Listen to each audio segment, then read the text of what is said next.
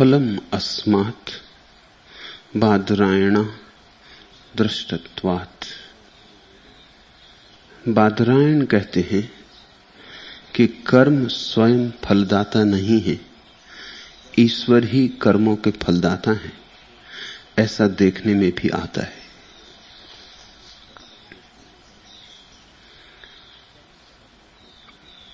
कर्म का सिद्धांत अगर अपनी तार्किक निष्पत्ति तक खींचा जाए तो ईश्वर का हंता हो जाता है। फिर ईश्वर की कोई आवश्यकता नहीं रह जाती। ऐसा ही हुआ जैन और बौद्ध दर्शन में। कर्म के सिद्धांत को उसकी तार्किक निष्पत्ति तक ले जाया गया, ईश्वर व्यर्थ हो गया, ईश्वर की कोई आवश्यकता न रही। कर्म का नियम ही पर्याप्त हो गया, किसी नियंता की कोई जरूरत न रही। कर्म का सिद्धांत स्वचालित हो गया, उसके लिए किसी चालक की जरूरत न रही। पाप करोगे उसका अनिवार्य परिणाम बुरा होगा, अनिवार्य स्मरण रखना। पुण्य करोगे उसका अनिवार्य परिणाम शुभ होगा, अनिवार्य स्मरण रखना। कर्म अपना फल स्वयं दे जाता है, ऐसी जैन और बौद्धों की दृष्टि है। इस दृष्टि का ही परिणाम हुआ कि दोनों ने ईश्वर तत्व को इंकार कर दिया। ईश्वर तत्व को इंकार करने के कारण जैन और बौद्ध दर्शन ध्यान की तो बड़ी ऊंचाइयों पर उठे, लेकिन प्रार्थना खो गई। क्योंकि परमात्मा के बिना प्रार्थना कहां। ध्यान रूखी सूखी बात है, उसमें रसधार नहीं। और ध्यान अकेला अपंग भी है। और ध्यान अकेला अगर अति बुद्धिमत्ता पूर्वक ध्यान की यात्रा न की जाए तो अहंकार को बलिष्ठ करने का कारण हो सकता है। क्योंकि अहंकार को समर्पित करने के लिए कोई चरण ही ना रहे। इसलिए जैन मुनि जितना अहंकारी होता है उतना पृथ्वी पर कोई दूसरा साधु नहीं होता, हो नहीं सकता।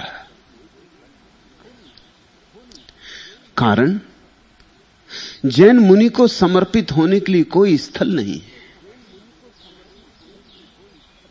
जहां वो माथा टेक दे, जहां सजदा करे। ऐसे कोई चरण नहीं। परमात्मा ही नहीं है अस्तित्व में तो प्रार्थना कैसे हो सकेगी? और परमात्मा ही नहीं है अस्तित्व में तो तुम अकेले रह गए, द्वीप की भांति, अपने में बंद। अपने से बाहर जाने का उपाय ना रहा, अपने से पार जाने का उपाय भी ना रहा। और जीवन की सारी महिमा अपने से पार जाने में। परमात्मा तो निमित्त मात्र है कि तुम अपने से पार जा सको, सीढ़ी कि तुम धीरे धीरे अपने को भी अतिक्रमण कर जाओ। मनुष्य की गरिमा यही है कि वो अपना अतिक्रमण कर ले। फ्रेडरिक नीत्शे का प्रसिद्ध वचन है, अभागे होंगे वे दिन जब मनुष्य अपना अतिक्रमण करना बंद कर देंगे। अभागे होंगे वे दिन जब मनुष्य अपने होने से तृप्त हो जाएंगे, जब उनके भीतर आग न जलेगी अपने से पार जाने की, अपने से ऊपर उठने की। मनुष्य की यही महिमा है। इस जगत में कोई और पशु पक्षी, कोई पौधा, कोई पत्थर पहाड़ अपने से पार जाने के लिए आकांक्षा नहीं करता। और सब आकांक्षाएं समान है, सिर्फ एक आकांक्षा मनुष्य में विशिष्ट है।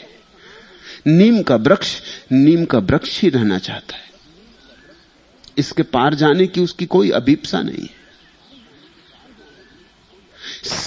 सिंह रहना चाहता है, सिंह होने से परितृप्त है, कुछ और होने की आवश्यकता नहीं है, ना आकांक्षा है ना स्वप्न है।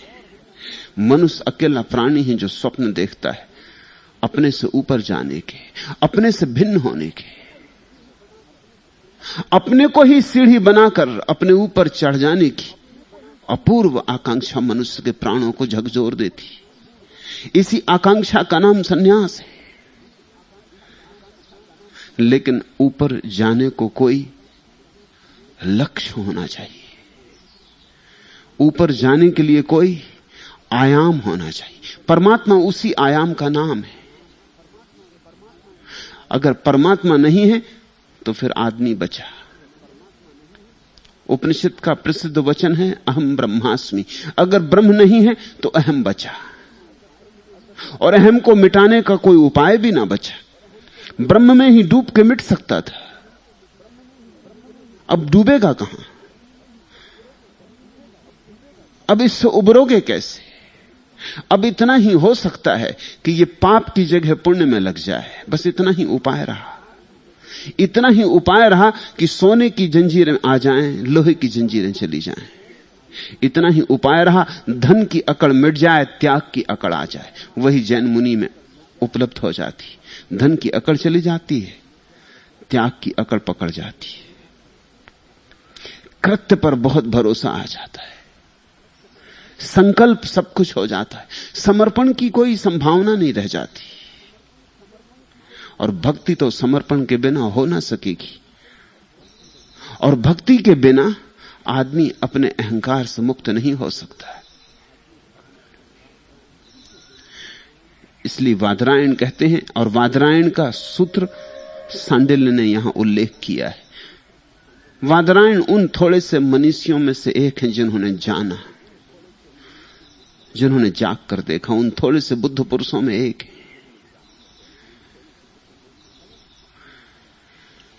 फलम अस्मात् बादरायणा दृष्टत्वात्। कर्म स्वयं फलदाता नहीं है, ईश्वर ही कर्मों का फलदाता है। ऐसा देखने में भी आता है। ईश्वर को स्वीकार करने का क्या अर्थ होता है, उसे ठीक से समझ लेना, अन्यथा तुम्हारी ईश्वर के प्रति बड़ी बचकानी धारणाएं। उन्हीं धारणाओं को जैनों और बौद्धों ने आसानी से तोड़ दिया और खंडित कर दिया। इस जगत में एक बड़ा अद्भुत खेल चलता है। तर्क का जो जाल है वो उस पर ही आधारित है। वह खेल यह है, जो लोग सामान्य में, पृथक जनों में, सामान्य लोगों में जो धारणाएं प्रचलित होती हैं, उनका खंडन बड़ी आसानी से किया जा सकता है, क्योंकि उनके पीछे न तो कोई अनुभव होता है, न कोई दृष्टि होती। उनके पीछे मनुष्य की सामान्य बुद्धि होती। जरा सी असामान्य बुद्धि तुम्हारे पास हो, उनका खंडन किया जा सकता है। लेकिन उनके खंडन से धारणा का वास्तविक रूप खंडित नहीं होता। जैसे कि तुमने सोच रखा है कि ईश्वर कहीं आकाश में बैठा कोई व्यक्ति, तो तुम्हारी धारणा बचकानी। ईश्वर कहीं कोई व्यक्ति की तरह नहीं बैठा हुआ है। और अगर तुमने ईश्वर को व्यक्ति माना, तो तुम नास्तिकों या अनीश्वरवादियों के किसी न किसी तर्क जाल से तोड़ दिए जाओगे, तुम बच ना सकोगे। ईश्वर व्यक्ति नहीं है, ईश्वर ऊर्जा है। वो जो बुद्धि की ऊर्जा है उसका नाम ईश्वर है। इस जगत में जो बुद्धिमत्ता दिखाई पड़ती उसका नाम ईश्वर है, इंटेलिजेंस। इस जगत में जो प्रतिभा का आभास होता है उसका नाम भगवत्ता है। भगवान कोई व्यक्ति नहीं है। व्यक्ति को खोजने निकलोगे तो कहीं भी ना पाओगे। जिन्होंने भगवान का अनुभव किया है उन्होंने भी नहीं कहा कि भगवान व्यक्ति है, उन्होंने भी कहा कि भगवान एक अनुभूति है। तुम्हारी चैतन्य दशा जब इतनी निखार को उपलब्ध हो जाती कि उस पर कोई सीमा के बंधन नहीं रह जाते, सब उपाधियां जब गिर जाती है, जब तुम निरुपाधि हो जाते हो, जब तुम्हारी चैतन्य की दशा इतनी शांत और इतनी आनंद मग्न हो जाती कि विचार की एक तरंग नहीं उठती, झील परिपूर्ण शांत होती, तब तुम्हें अनुभव होता है कि तुम्हारी झील कहीं भी समाप्त नहीं होती। तुम्हारी झील किसी विराट झील का हिस्सा है। तुम्हारा ये छोटा सा चैतन्य का दिया किसी विराट महासूर्य की किरणों का हिस्सा है। उस विराट चैतन्य का नाम परमात्मा है। तुम्हारे भीतर उसकी ही एक किरण है। तुम उसके ही एक रूप हो। तुम तक वह आया हुआ है। परमात्मा व्यक्ति नहीं है, बल्कि समष्टि में छिपी हुई चैतन्य की शक्ति का नाम है। जड़ में भी वही है, क्योंकि जड़ भी चैतन्य की ही एक अवस्था है, सोई हुई अवस्था। तुम्हारे शरीर में भी वही है, वह उसकी सोई हुई अवस्था है। और तुम्हारे बोध में भी वही है, वह उसकी थोड़ी सी जागती हुई अवस्था है। और जिस दिन तुम बुद्धत्व को उपलब्ध हो जाओगे, परम जागृत हो जाओगे, उस दिन भी वही होगा। वो उसकी परिपूर्ण जागृत अवस्था है, जिसके पार फिर और जागना शेष नहीं रह जाता। संक्षिप्त में, परमात्मा व्यक्ति नहीं, इस जगत में छिपी हुई बुद्धिमत्ता है। और बुद्धिमत्ता के प्रमाणों की कमी नहीं है। यहां हर चीज इतनी बुद्धिमत्ता से चल रही है कि क्या उसके लिए प्रमाण देना पड़ेगा। तुम एक बीज बोते हो, बीज में निश्चित ही कोई बुद्धिमत्ता है, क्योंकि बीज भली भांति जानता है उसे क्या होना है, आम होना है कि नीम होना है। बीज भली भांति जानता है कि किन पत्तों को उगाना है, वे हरे होंगे कि लाल होंगे कि पीले होंगे। बीज भली भांति जानता है आकाश में कितने ऊपर तक शाखाओं को भेजना है। बीज भली भांति जानता है कि जड़ें कितने दूर गहराई में जल स्रोत की तलाश में जानी चाहिए, तब मैं जीवित रह सकूंगा। तुम वृक्ष की एक शाखा काट दो, तत्क्षण वृक्ष दूसरी शाखा पैदा कर देता है। कमी हो गई, उसे पूरी कर लेता है। रात वृक्ष भी सो जाता है, दिन जागता है। और अब तो वैज्ञानिक कहते हैं कि वृक्ष की संवेदना भी है। अब तो वैज्ञानिकों के पास इस बात के प्रमाण हैं जो सर जगदीश चंद्र बसु ने सबसे पहली दफे प्रमाणित किया था, वो धीरे धीरे इन 50 वर्षों में रोज रोज सघनता से प्रमाणित होता गया है। आज अगर जगदीश चंद्र बसु होते तो उनके आनंद का पार न होता, पारावार न होता, क्योंकि पश्चिम में बहुत सी खोजें इस बीच हुई हैं। उन खोजों को देख के चमत्कार होता है। वैज्ञानिक कहते हैं कि जब कुल्हाड़ी लेके कोई वृक्ष को काटने आता है तो कुल्हाड़ी लाने वाले व्यक्ति को दूर से ही देख के, और वृक्ष की तरफ आ रहा है कुल्हाड़ी लेकर, दूर से, अभी आ भी नहीं गया, अभी कुल्हाड़ी की चोट भी नहीं पड़ी है, और वृक्ष भय से कपने लगता, जिससे तुम भय से कपने लगोगे कोई अगर तलवार लेके तुम्हारी तरफ आने लगे। हो सकता है सिर्फ मजाक कर रहा हो, तुम्हें मारने ना आया हो, लेकिन तुम्हारे भीतर भय समा जाएगा। अब वृक्षों के भीतर किस तरह के कंपन होते हैं उनको नापने के यंत्र बन गए। जैसे कार्डियोग्राम होता है और तुम्हारे हृदय की धड़कन नापी जाती है और तुम्हारे हृदय की तरंगें नापी जाती हैं, ठीक वैसे ही सूक्ष्म यंत्र बन गए हैं जो वृक्षों के हृदय की धड़कन को मापते। कुल्हाड़ी लेकर आते हुए लकड़हारे को देखते ही वृक्ष के प्राण कब जाते। यंत्र तत्क्षण घबराहट की खबरें देता है कि वृक्ष घबरा रहा है। माली को आते देखकर वृक्ष प्रफुल्लित हो जाता है। यंत्र खबर देता है कि वृक्ष प्रफुल्लित हो रहा है, माली आ रहा है, पानी आ रहा है, प्रेम करने वाला पास आ रहा है। तुम अगर किसी वृक्ष के पास रोज रोज जाके बैठते हो, उसको सहलाते हो, उससे दो बातें करते हो, तो वैज्ञानिक कहते हैं कि वो वृक्ष तुम्हारी प्रतीक्षा करने लगता है।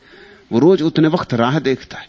उसकी आंखें जो हमें दिखाई नहीं पड़ती ऊपर से, लेकिन यंत्र बताता है कि उसकी आंखें तुम्हारी प्रतीक्षा करती हैं। उसके कान जो हमें दिखाई नहीं पड़ते, यंत्र बताता है तुम्हारे पग ध्वनि को सुनते। आते हो कि आज नहीं, नहीं आते हो तो उदास हो जाता है, आ जाते हो तो अपूर्व आनंद से भर जाता है। तुम्हें देख के झोलने लगता है, मस्ती में डोलने लगता है। अभी तक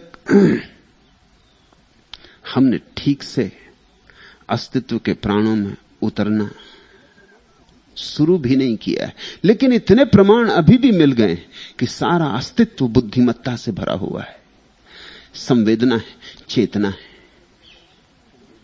और जो आज वृक्ष में सच हो गया है वही कल चट्टान में भी सच होने को है। और सूक्ष्म यंत्र चाहिए होंगे जो चट्टान के भीतर भी उठती हुई तरंग धाराओं को माप सके। परमात्मा का इतना ही अर्थ है कि पूरा जगत संवेदनशील है। यह जगत संवेदन शून्य नहीं है, और इस जगत के पीछे एक बुद्धिमत्ता है जो चीजों का नियोजन कर रही है। बादरायण कहते हैं, और सांडिल्य बादरायण का उल्लेख कर रहे हैं अपनी बात के पक्ष में, कि कर्म अपने आप में फलदायी नहीं है। कोई कर्म अपने आप में कैसे फलदायी हो सकता है? इस जगत की बुद्धिमत्ता फल देती है।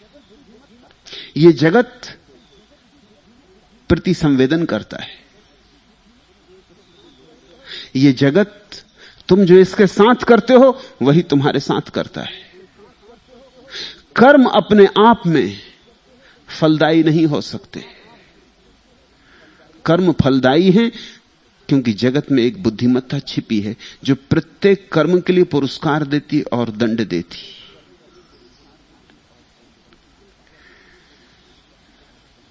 चार बातें समझ लेनी जरूरी है। पहली बात,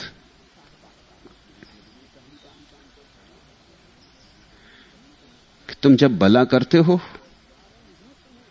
तो भला करने के कारण ही तुम्हें अच्छे परिणाम नहीं आते। तुम भला करते हो, इससे परमात्मा, इससे छिपी हुई जगत की बुद्धिमत्ता तुम्हारे साथ भला करती। अगर जगत बुद्धिहीन होता तो तुम करते रहते भला, कुछ परिणाम नहीं हो सकता था। और तुम इसे अनुभव से भी देख सकते हो। तुम किसी बुद्धू के साथ भला करो और तुम उतना ही भला किसी बुद्धिमान के साथ करो, तुम पाओगे दोनों में फल का भेद पड़ गया। क्योंकि बुद्धू शायद समझे ही नहीं कि तुमने भला किया, या कभी यह भी हो सकता है कि बुद्धू तुम्हारे भले को बुरा समझ ले और तुम्हें नुकसान पहुंचा दे। बुद्धिमान समझेगा। बुद्धुओं को देखकर ही समझदारों ने कहा होगा, नेकी कर और कुएं में डाल। फिक्री मत करना इन बुद्धुओं के साथ, अगर अच्छा भी किया है तो अच्छे की अपेक्षा मत करना, इनसे अच्छा शायद ही हो। अक्सर ऐसा हो जाता है कि बुद्धिहीन आदमी से अगर तुम अच्छा व्यवहार करो तो वो निश्चित तुमसे बुरा व्यवहार करेगा। क्यों ऐसा हो जाता है? तुम जब अच्छा व्यवहार करते हो किसी बुद्धिहीन से तो उसके अहंकार को चोट लगती है। अच्छा, तो तुम बड़े अच्छे होने की कोशिश कर रहे हो, तो तुमने अपने को समझा क्या है? बड़े साधु होना प्रमाणित कर रहे हो। वो तुम्हारी साधुता को बिखेरने के लिए उत्सुक हो जाएगा, वो तुम्हें नीचा दिखाने को उत्सुक हो जाएगा। अगर तुम बुद्धिमान के साथ अच्छा व्यवहार करोगे तो अनंत गुना परिणाम होगा। ये तो रोज देखने में आता है। बादरायण कहते हैं ऐसा देखने में भी आता है। तुम जितनी जड़ स्थिति में अपनी भलाई डालोगे उतना ही छोटा परिणाम होगा। जैसे जैसे तुम ज्यादा समझदार व्यक्ति के साथ व्यवहार करोगे उतने ज्यादा परिणाम होने लगेंगे।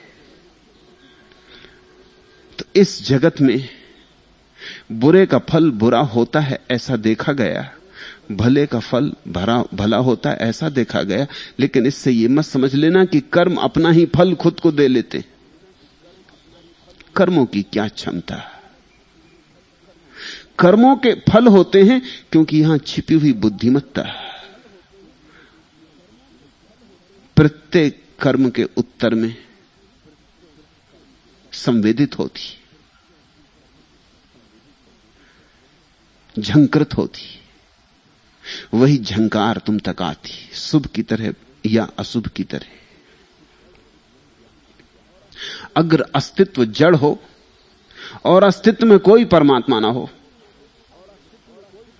और अस्तित्व को बिल्कुल उपेक्षा हो तुम्हारे प्रति, जड़ ही हो तो उपेक्षा होगी ही। फिर तुम अच्छा करो या बुरा, परिणाम केवल संयोगिक होंगे, उनमें कोई अपरिहार्यता नहीं रह जाएगी। क्योंकि दूसरी तरफ कोई बुद्धिमत्ता नहीं है जो कि परिणामों को सुनिश्चितता दे सके। बादरायण की बात में बड़ा बल है। जिन्होंने देखा है उन्होंने ऐसा ही देखा है। इतना ही देख के मत रुक जाना कि अच्छे कर्म का अच्छा फल हुआ और बुरे कर्म का बुरा फल हुआ। जरा और गहरे खोजना तो तुम पाओगे कि अच्छे कर्म के पीछे अच्छा फल आया है, क्योंकि कोई बुद्धिमान शक्ति चारों तरफ से उस अच्छे फल को सराही है। उस अच्छे फल का स्वागत, उस अच्छे कर्म का स्वागत हुआ है। फिर ऐसा भी हो जाता है कि तुम कभी अच्छा करते सोचते हो कि तुम अच्छा कर रहे हो, लेकिन परिणाम बुरे होते। तुम्हें तुम्हारे शुभ कर्म का शुभ फल मिलता हुआ नहीं दिखाई पड़ता। लोग बड़े चिंतित भी हो जाते हैं। मेरे पास लोग आके कहते हैं कि हमने अच्छा किया, कहते हैं कि अच्छे का फल अच्छा होगा, लेकिन हुआ नहीं। तो मैं उनसे कहता हूं तुम अपनी अच्छाई को खोजना। तुम सोचते थे तुमने अच्छा किया, लेकिन वो अच्छा था नहीं, इसलिए अस्तित्व ने तुम्हें जो प्रतिकार दिया है वो अच्छा नहीं। तुम जरा अपनी अच्छाई में और गौर से उतरना। तुम्हारी अच्छाई में कोई गहरी बुराई छिपी होगी। तुम इस जगत की बुद्धिमत्ता को धोखा नहीं दे सकते।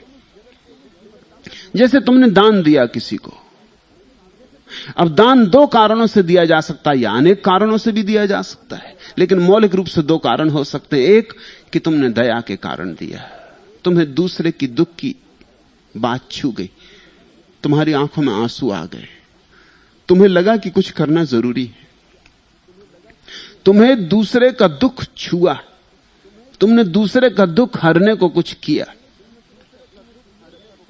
या यह भी हो सकता है कि दूसरे को दुखी देखकर तुम्हारे अहंकार को आनंद आया और तुमने अहंकार के कारण कुछ किया कि ले भाई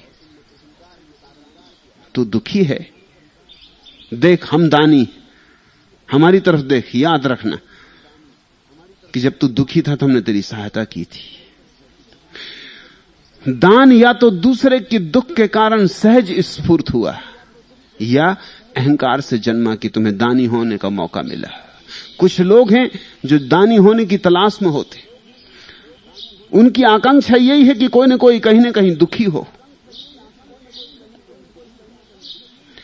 एक ईसाई मिशनरी ने मुझसे कहा कि आपके देश में सेवा को कोई मूल्य नहीं दिया गया है। न महावीर ने, न बुद्ध ने, न कृष्ण ने सेवा को कोई मूल्य नहीं दिया। उपनिषदों में, वेदों में सेवा की कोई चर्चा नहीं है। जैसा कि ईसाईयत में सेवा धर्म है, सेवा के बिना कोई मोक्ष जा ही नहीं सकता, मुक्त हो ही नहीं सकता। मैंने उससे पूछा कि अगर दुनिया में सब सुखी हो जाएं फिर तुम क्या करोगे? फिर तुम कैसे मोक्ष जाओगे? कोई दुखी ही ना होगा, किसी को सेवा की जरूरत ना होगी। थोड़ी देर कल्पना कर लो, दुनिया में सारे लोग सुखी हो गए, फिर तो मोक्ष का द्वार बंद हो जाएगा। वो थोड़ा चौंका, इस तरह उसने कभी सोचा नहीं था। कहने लगा नहीं, ऐसा हो ही नहीं सकता कि दुनिया में सब सुखी हो जाएं। मैंने कहा सिर्फ इसलिए नहीं हो सकता क्योंकि तुम्हें मोक्ष जाने का उपाय टूट जाएगा। तब तो तुम दूसरे का दुख भी शोषण कर रहे हो। तुम्हारी सेवा में नजर स्वार्थ की है। तुम दूसरे की सेवा कर रहे हो ताकि स्वर्ग मिल जाए। तुम्हें दूसरे के दुख पे दया नहीं है, तुम्हें अपने सुख की चाह है, अपने स्वर्ग की चाह है। अगर स्वर्ग दूसरे के दुख में सेवा करने से ही मिलता है तो निश्चित ही सेवक चाहेगा दुनिया में दुख बना रहे। ये तो बड़ी अजीब बात हो गई कि सेवक चाहे कि दुनिया में दुख बना रहे, नहीं तो उसकी सेवा टूट जाएगी। ये तो बड़ा विरोधाभास हो गया, लेकिन यही हालत है। अगर तुमने सेवा इसलिए की है कि तुम्हें स्वर्ग जाना है और तुमने दान इसलिए दिया है कि इससे प्रतिष्ठा मिलती, अखबार में नाम छपता है, समाज में आदर मिलता है, पुण्य अर्जित होता है, स्वर्ग में उसका प्रतिकार मिलेगा, प्रतिफल मिलेगा, तो तुमने शुभ कर्म नहीं किया। गहरे में तो तुम्हारा स्वार्थ है, परार्थ जरा भी नहीं। गहरे में तो तुम्हारा अहंकार है, इसमें दूसरे के दुख से कुछ लेना देना नहीं। तब निश्चित तुम इस जगत की बुद्धिमत्ता को धोखा न दे पाओगे। अगर जड़ नियम होता जगत में तो शायद तुम्हें इससे पुण्य फल भी मिल जाता, लेकिन जड़ता नहीं है। यहां जगत में छिपी बुद्धिमत्ता है।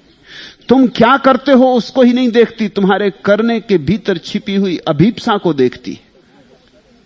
तुम क्या करते हो उसको नहीं देखती, तुम क्यों करते हो उसको भी देखती। तुम्हारा कृत्य और तुम्हारा कर्म क्या है ये बात गौण है, तुम क्या हो ये बात महत्वपूर्ण है। इस बुद्धिमत्ता को तुम धोखा नहीं दे पाते, इसलिए तुम पाओगे, और अक्सर तुमने देखा होगा कि कभी कभी भला आदमी जो सब तरह से भला करता है और बड़ा दुख पाता है, और कभी कभी ऐसा भी हो जाता है कि बुरा आदमी जिसके संबंध में तुम्हें कुछ भी पता नहीं उसने कभी भला किया है, वो भी कभी बड़े आनंद में पाया जाता है। ये भेद इसलिए पड़ जाते, ये भेद इसलिए पड़ जाते हैं कि जगत में बुद्धिमत्ता काम कर रही, परमात्मा विराजमान है। उन आंखों को तुम धोखा ना दे पाओगे, उस बोध के साथ तुम चालाकी ना कर पाओगे। तुम्हारी सब चालाकियां पड़ी रह जाएंगी, तुम्हारी सब होशियारियां दो कौड़ी की।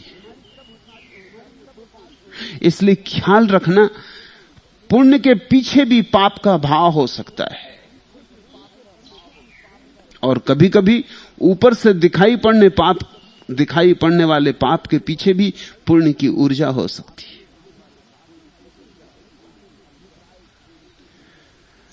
असली बात अभिप्राय की है। अब ऐसा समझो कि एक आदमी के सिर में वर्षों से दर्द था, तुम्हारा उससे झगड़ा हो गया, तुमने एक पत्थर उठाकर उसके सिर में मार दिया, पत्थर की क्या चोट लगी, उसका दर्द ठीक हो गया।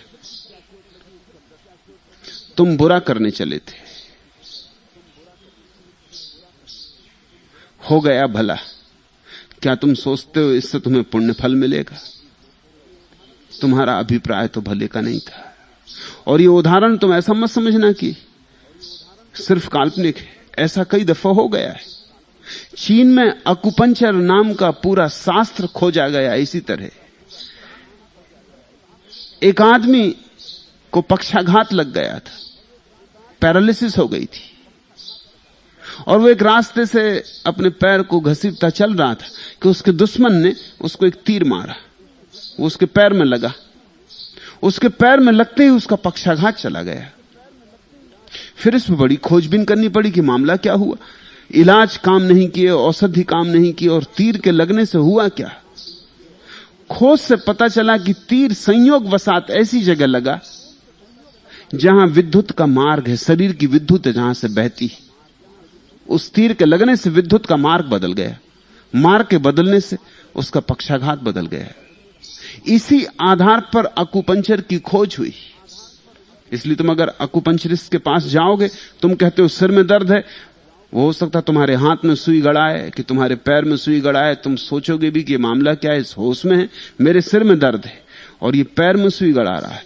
लेकिन चमत्कार होता है, पैर में सुई गड़ती, सिर का दर्द खो जाता, क्योंकि पैर से जो विद्युत की ऊर्जा सिर की तरफ बह रही, उसको रूपांतरित करने के लिए सुई काफी है। सुई की चोट से विद्युत का प्रवाह बदल जाता है। फिर कहां कहां बिंदु हैं विद्युत के प्रवाह को बदलने की, इनकी खोज की गई। 700 बिंदु पाए गए। मनुष्य के शरीर में 700 बिंदु हैं। उन बिंदुओं से सारी बीमारियों का इलाज हो सकता है। मगर आविष्कार तो हुआ था एक आकस्मिक घटना से। जिसने तीर मारा था वो कोई अकुपंचर को जन्म देने की इच्छा नहीं रखता था, उसे कुछ पता भी नहीं था, वो तो मार डालना चाहता था इस आदमी को। क्या तुम सोचते हो उसको पुण्य हुआ? हालांकि उसके कृत्य का परिणाम तो बहुत अच्छा हुआ।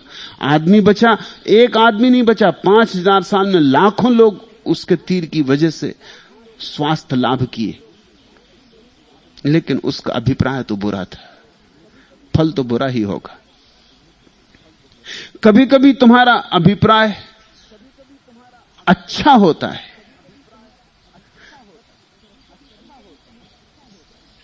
और कृत्य ऊपर से दिखाई पड़ता है बुरा है,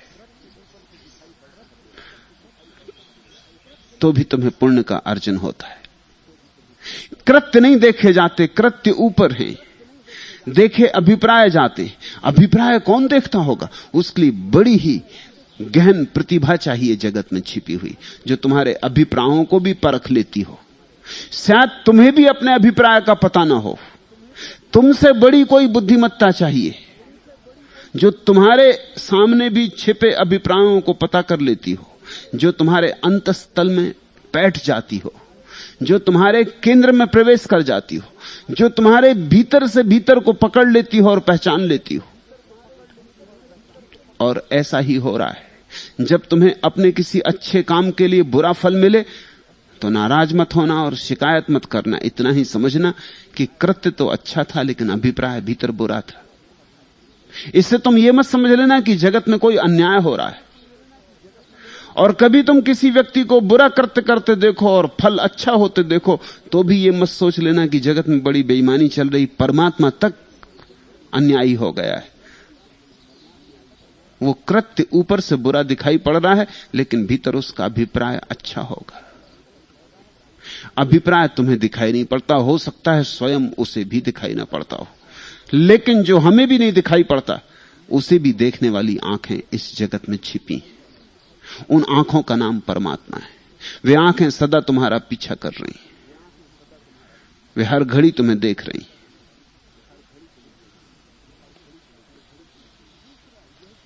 ये तो एक अर्थ। दूसरा यह भी अर्थ जो इसी से निष्पन्न होता है और भी गहरा हो जाता है। कर्म करो, फल की चिंता ना करो। कृष्ण ने गीता में कहा है कि तुम सिर्फ कर्म करो, फल की चिंता मत करो। फल तुम्हारे हाथ में नहीं, फल परमात्मा के हाथ में है। और मजा ऐसा है कि हम कर्म तो कम करते हैं, फल की चिंता बहुत करते हैं।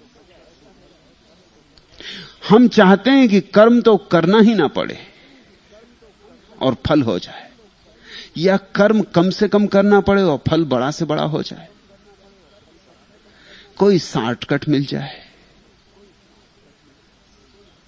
कोई तंत्र मंत्र हो जाए, कोई जादू का उपाय हो जाए, कर्म तो करना ना पड़े और फल पूरा मिल जाए।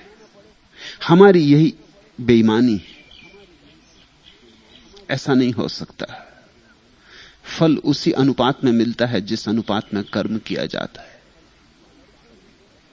कर्म करके ही तुम जगत में छिपी बुद्धिमत्ता को उत्प्रेरित करते हो फल देने के लिए।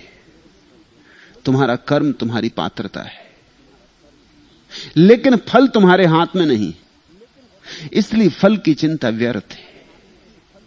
और फल की ही चिंता होती, और कोई चिंता नहीं जगत में। जिसने यह समझ लिया कि फल परमात्मा के हाथ में है, वो चिंतित नहीं रह जाता, वह निश्चिंत हो जाता है। उसकी मनोदशा बड़ी शांत हो जाती।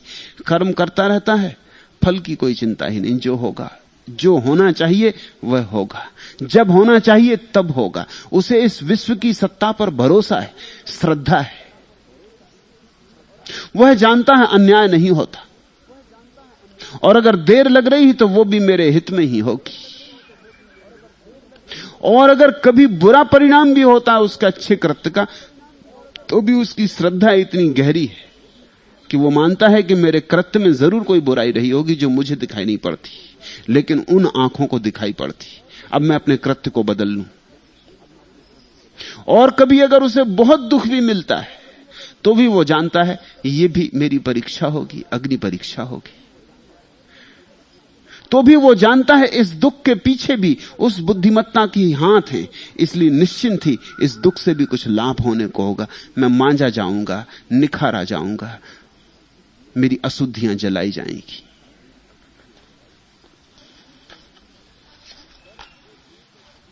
भूल के भी न दर्द को दिल से कभी जुदा समझ, साहिजे दिल नवाज की यह भी कोई अता समझ। भूल के भी न दर्द को दिल से कभी जुदा समझ, साहिदे दिल नवाज की यह भी कोई अता समझ। उस परम प्रेमी की यह भी कोई कृपा है, अगर दर्द हो, अगर पीड़ा हो। यह पीड़ा भी निखारने का ही उपाय है, यह पीड़ा भी परिष्कार का ही उपाय है।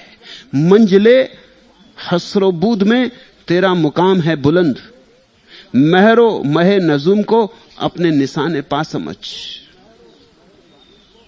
चिंता जरा भी ना करो, उस विराट के हृदय में तुम्हारी जगह है, और जो भी हो रहा है ठीक ही हो रहा होगा। गलत होता ही नहीं, गलत हो ही नहीं सकता।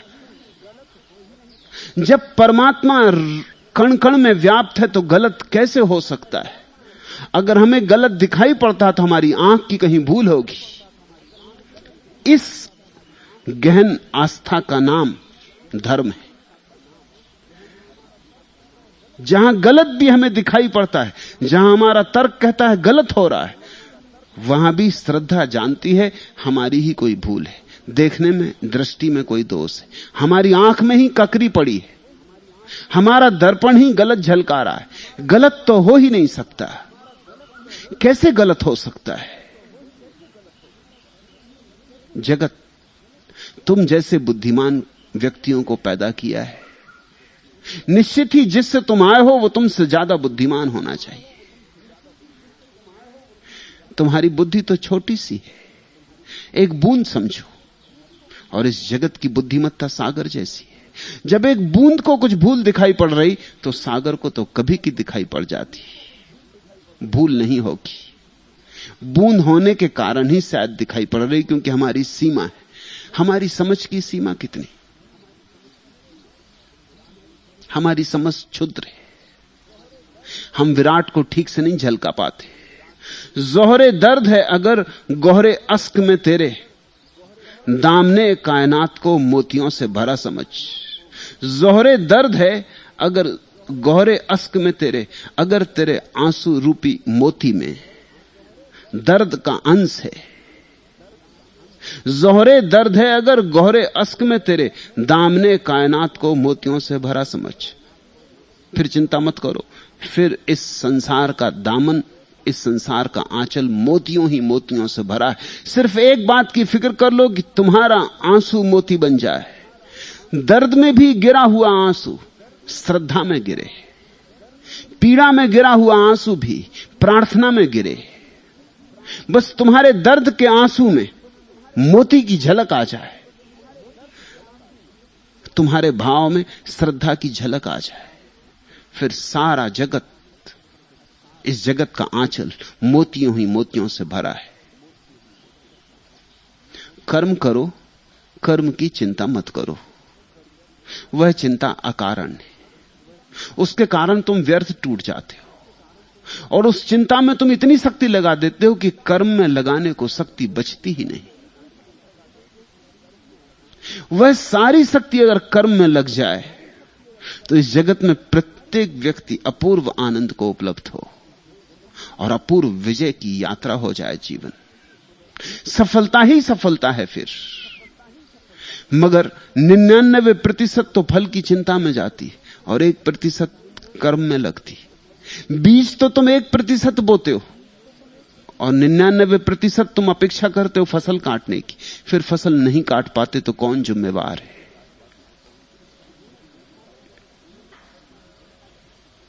जिन्होंने देखा है उन्होंने ऐसा ही देखा है। इसके दो अर्थ हो सकते हैं।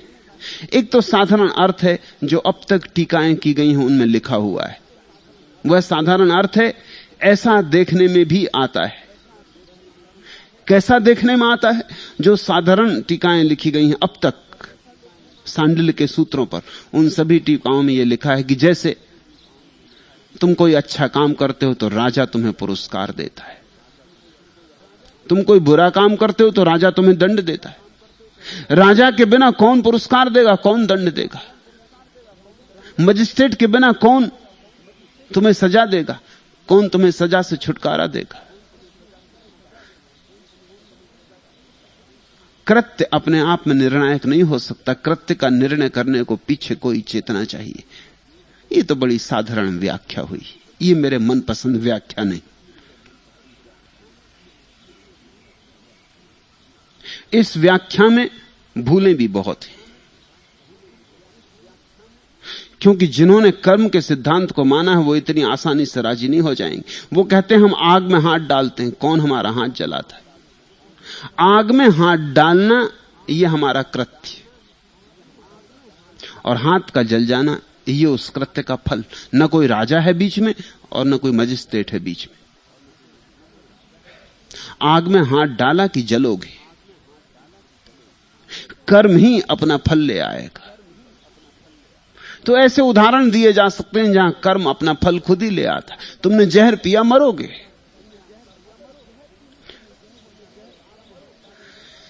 अगर जहर पीने से मृत्यु हो जाती और आग में हाथ डालने से हाथ जल जाता है, तो कर्म का सिद्धांत मानने वाले लोग कहते हैं इसी तरह प्रेम करने से प्रेम मिलता है और घृणा करने से घृणा मिलती है। बुद्ध ने कहा वैर से वैर बढ़ता है और प्रेम से प्रेम बढ़ता है। नहीं, कोई राजा इत्यादि की बात सार्थक नहीं। फिर मैं क्या अर्थ करता हूं? फलम अस्मात् बादरायणा दृष्टत्वात्, ऐसा देखने में भी आता है। मैं यही अर्थ करता हूं जिन्होंने देखा। वादरायण ने देखा, सांडिल ने देखा। मैं तुमसे कहता हूं मैं भी देख रहा हूं, तुम भी देख सकते हो। जिनकी भीतर की आंख खुलती है और जो ये देखना शुरू करते हैं कि जगत जड़ नहीं है, जड़ता सिर्फ हमारी धारणा है। हर जड़ता में चैतन्य सुप्त पड़ा है और सारा जगत चैतन्य से आप्लावित है, उसकी बाढ़ आई हुई है। जिन्होंने ऐसा देखा है वे कहते हैं कि हमारे कर्मों का जो फल मिलता है वो कर्मों के कारण नहीं मिलता, ना हमारे कारण मिलता है, वरन इस चैतन्य के सागर के कारण मिलता है जो हमें सब तरफ से घेरे हुए है। तुम भी खोलो आंख और देखो। ये दिखाई पड़ सकता है। ये कोई सिद्धांत मात्र नहीं है, ये कोई दर्शन शास्त्र मात्र नहीं। भक्तों को दर्शन शास्त्र में बहुत जिज्ञासा नहीं रही। उनका सारा रस भाव में है, विचार में नहीं। लेकिन आज के सूत्र बड़े विचार के सूत्र भी हैं। जो भाव को नहीं समझ सकते और अभी विचार के जगत में जी रहे हैं, उनके लिए कहे गए सूत्र हैं। समझ में आ जाएंगे तो वे भी भाव की यात्रा पर निकलेंगे। व्युत्क्रमात् आप्या तथा दृष्टम, विलोम रीति से लय हुआ करता है। यह सूत्र बड़ा अपूर्व है, इसे खूब गहरे हृदय में बिठा लेना। इस सूत्र का अर्थ समझो। दो क्रम शास्त्रों में कहे गए हैं, अनुलोम और विलोम। अनुलोम का अर्थ होता है विस्तार, जैसे बीज से वृक्ष होता है। बीज तो बिल्कुल छोटा है, जरा सा है, फिर टूटता है, पल्लव फूटते, अंकुर निकलते, शाखाएं फैलती, बड़ा वृक्ष खड़ा हो जाता है। सैकड़ों लोग उसकी छाया में बैठ सके, हजारों पक्षी उस पर सांझ बसेरा करें, राहगीर अपनी बैलगाड़ियां खोल दें, विश्राम करें, बड़ा हो जाता है। कोई सोच भी नहीं सकता था कि इस छोटे से बीज में इतना बड़ा वृक्ष छिपा होगा। इस प्रक्रिया का नाम अनुलोम, एवोल्यूशन, विकास, फैलाव, विस्तार।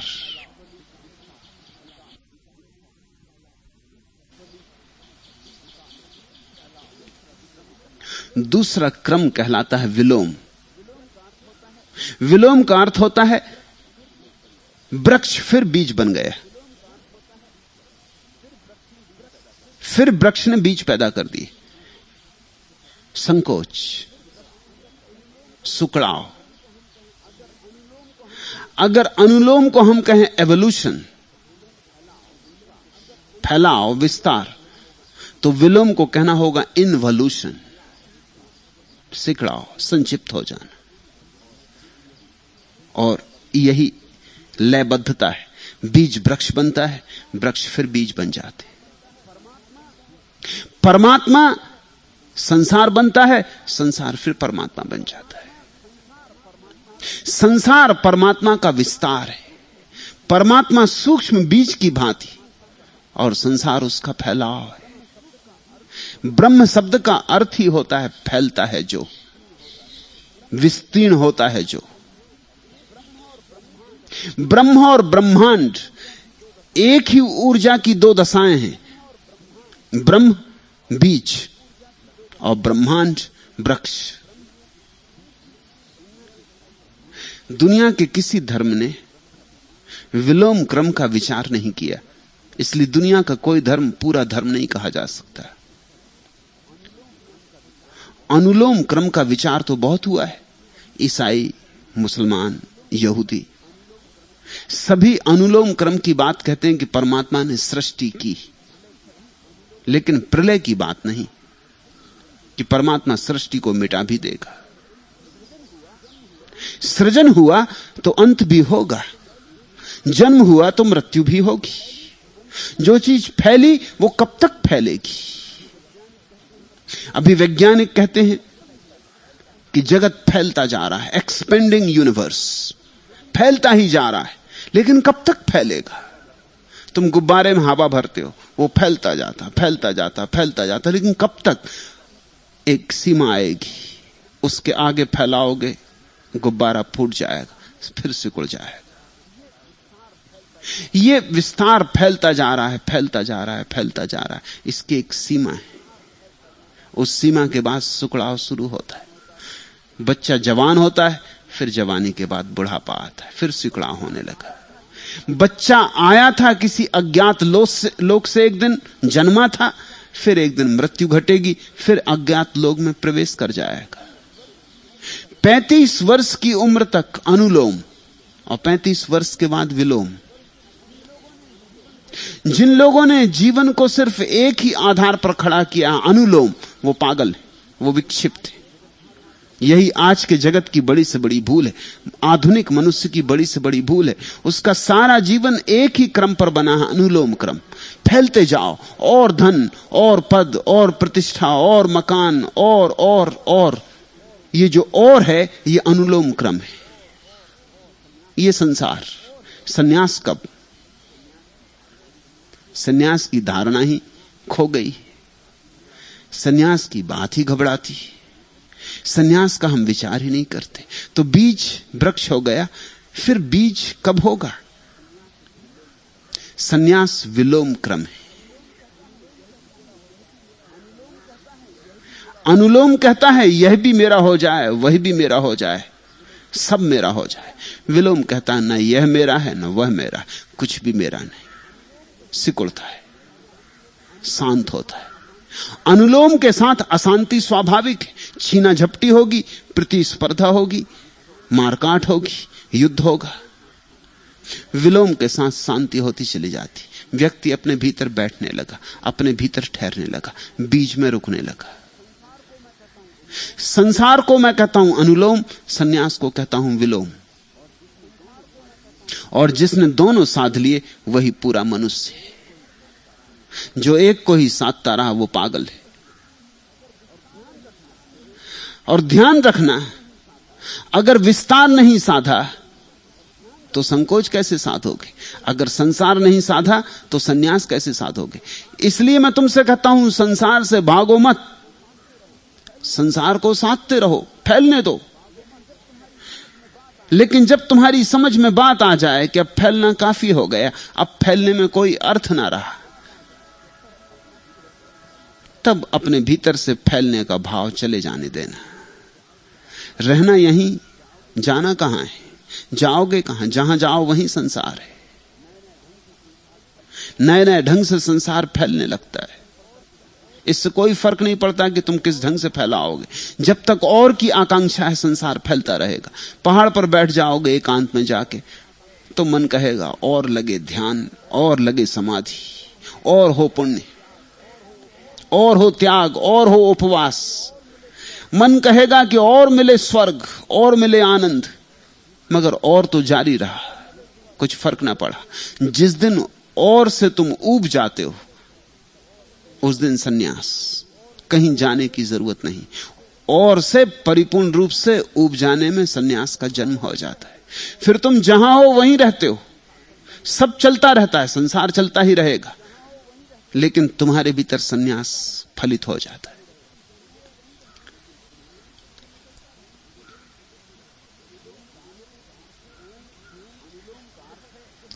अनुलोम का अर्थ है हों, बहुत हों। शास्त्रों में कथाएं हैं कि परमात्मा अकेला था और उसने सोचा कि मैं अनेक हूं। फिर जब परमात्मा सोचने लगता है बहुत अनेक हो गया, अब मैं फिर एक हूं, तो विलोम। व्युत्क्रमात् आप्या तथा दृष्टम, यह सूत्र क्यों सांडिल ने दिया? विलोम रीत से लय हुआ करता है, क्योंकि इसमें सारा सन्यास का सूत्र आ जाता है। तुम्हें ऊपर से सूत्र में कुछ दिखाई ना पड़ेगा। सूत्र का अर्थ ही यह होता है कि उसमें बड़ी संक्षिप्त में बात कह दी गई है। जो समझेंगे वही समझेंगे, जो समझ सकते हैं वही समझ सकते हैं। इसलिए सूत्रों की व्याख्या करनी जरूरी होती, अन्यथा सूत्र अपने आप में बिल्कुल बेबूझ होते।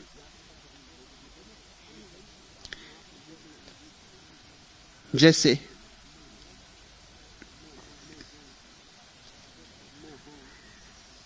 मैं हूं और हूं, ज्यादा से ज्यादा होता जाऊं, धन मेरे पास बहुत हो, राज्य मेरे पास बड़ा हो, प्रतिष्ठा मेरी फैले, यश नाम कीर्ति,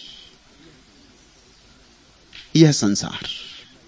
फिर एक दिन यह दिखाई पड़ता है ये सब तो व्यर्थ है, न कीर्ति में कुछ सार है, पानी के बबूले इकट्ठे कर रहा हूं, न नाम में कुछ अर्थ है क्योंकि मैं बिना नाम का हूं, बिना नाम का आया था और बिना नाम के जाऊंगा।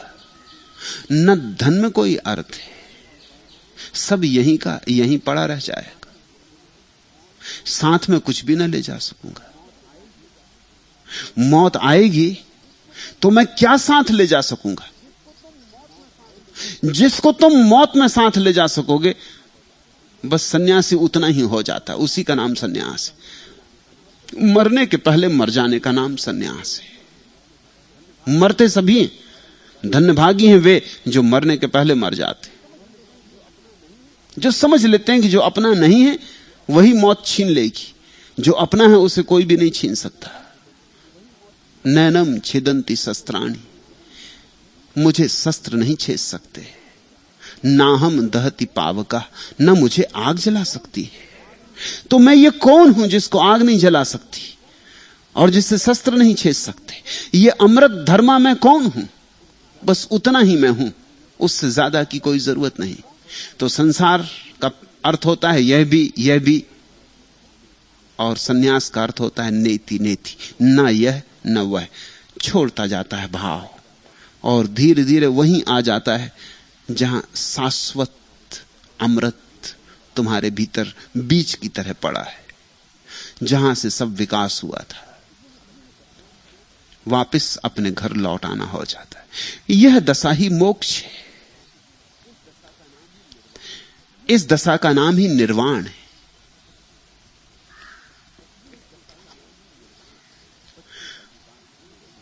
बच्चे का विकास देखने की कोशिश करो। जो जो बच्चे में आता है वही वही एक दिन छोड़ना पड़ता है।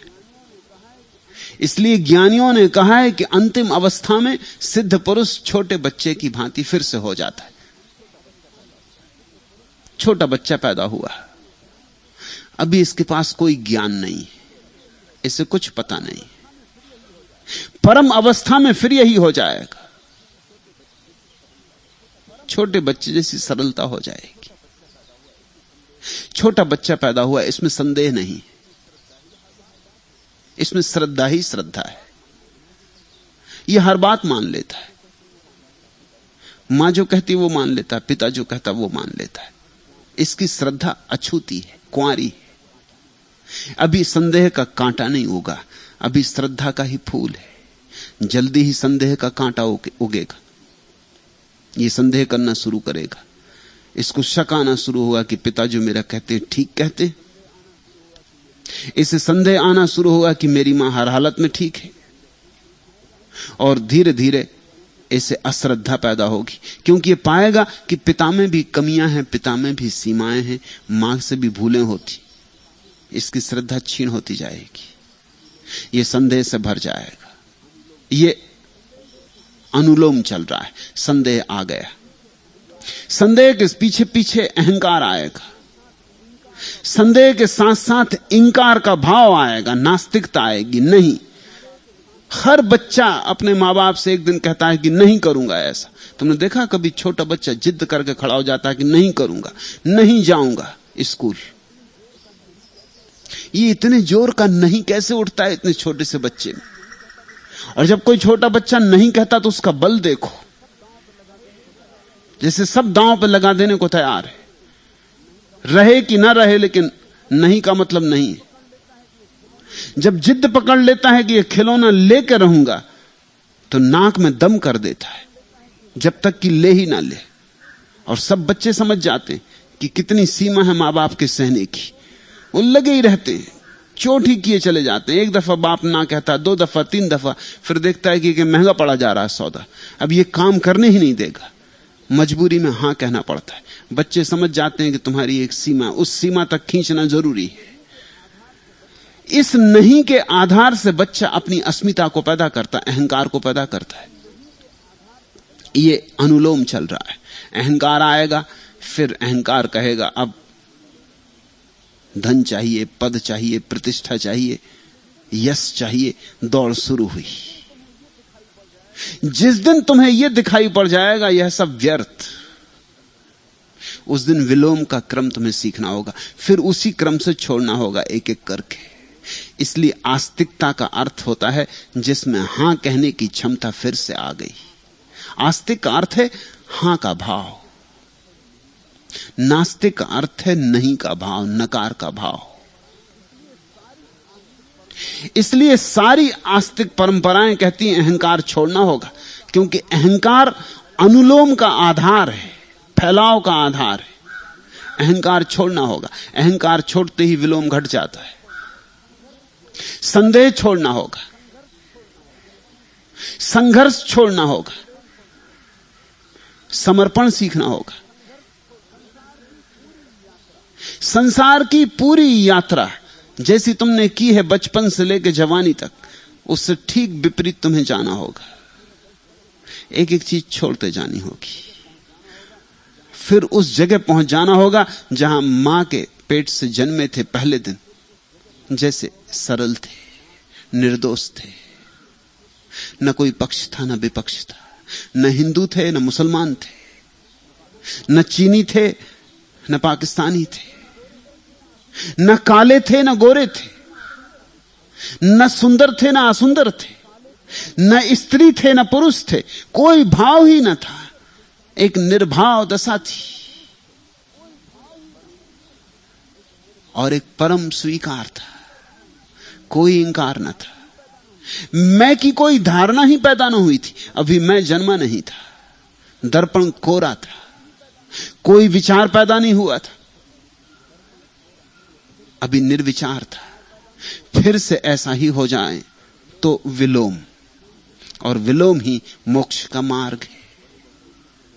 इसलिए ये शब्द बड़े बहुमूल्य हैं, इनको याद रखना। अनुलोम यानी संसार, विलोम यानी सन्यास। कहीं जाना नहीं है, कुछ बाहर से रूपांतरित नहीं करना है, लेकिन भीतर से यह क्रांति घट जानी चाहिए।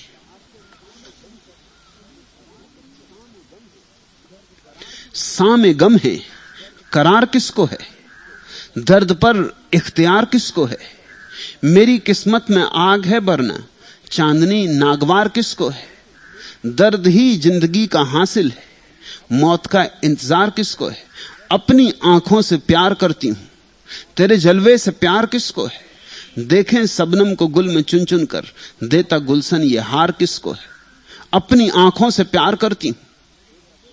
तुमने ख्याल किया, अहंकार न तो धन से प्यार करता है न पद से प्यार करता है। अहंकार का प्यार तो अपने से है, लेकिन धन हो तो अहंकार की शोभा बढ़ती, पद हो तो ऊंचाई बढ़ती। अहंकार सौंदर्य से भी प्रेम नहीं करता, लेकिन अहंकारी एक सुंदर स्त्री को अपने साथ सजावट की तरह लेके चलना चाहता है। अहंकारी सब तरह से अपने अहंकार को भरने का आयोजन खोजता है। अपनी आंखों से प्यार करती हूं, तेरे जलवे से प्यार किसको है? और किसी चीज का रस नहीं है इस संसार में, एक ही बात का रस है कि मैं सिद्ध कर दूं कि विशिष्ट हूं, मेरी विशिष्टता प्रमाणित हो जाए। और मजा ऐसा है कि जितना तुम अपनी विशिष्टता प्रमाणित करने चलते हो, उतने ही छेद निकल आते, उतनी ही विशिष्टता टूटने लगती। दया योग्य स्थिति हो जाती है उनकी जो अपनी विशिष्टता सिद्ध करने चलते, उसी सिद्ध करने से सब असिद्ध हो जाता है। जो लड़ते हैं यहां हार जाते हैं, जो यहां साम्राज्य बनाते हैं भिखारी की तरह मरते हैं। सिकंदरों से पूछो, जीवन भर की दौड़ धूप, आपाधापी, हाथ लगता क्या है? सब गमा के जाते हैं। जो अनुलोम को पकड़ के चलता रहता है वो गमा के जाएगा। उसने जिंदगी का राज नहीं समझा, उसने जिंदगी की पूरी लयबद्धता नहीं समझी। वो एकांगी है, अधूरा है। जिसने विलोम भी समझ लिया उसका जीवन पूर्ण हो गया। अनुलोम आधा जीवन रहे और आधा जीवन विलोम हो जाए। मरते समय तुम उसी जगह पहुंच जाने चाहिए जहां से तुम आए थे, उसी जगह जहां तुम पैदा हुए थे। ठीक उसी क्षण में, जन्म का क्षण जैसा पवित्र कुंवारा था, वैसा ही मृत्यु का क्षण भी कुंवारा और पवित्र हो जाए। वर्तुल पूरा हो गया, और जिसने इस वर्तुल को पूरा कर लिया वही पूर्ण पुरुष है।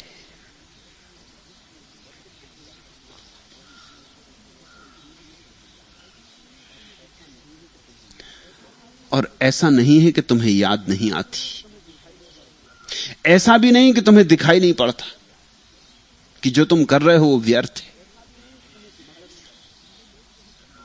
मगर आदतें, भीड़ भाड़, सारे लोग वही कर रहे हैं, इसलिए ऐसा भ्रम बना रहता है कि ठीक ही होगा। जब इतने लोग कर रहे हैं तो जरूर ठीक ही होगा।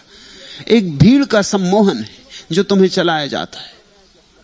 तुम्हें भी कई दफा दिखाई पड़ गया है कि अब कब तक धन इकट्ठा करता रहूंगा, सार क्या है। लेकिन और सब लोग इकट्ठे कर रहे हैं, तुम नहीं इकट्ठे करोगे इससे सब लोग तो रुक ना जाएंगे। पड़ोसी तो इकट्ठा करते ही रहेंगे। तुम नई कार ना खरीदोगे, पड़ोसी तो खरीदते ही रहेंगे।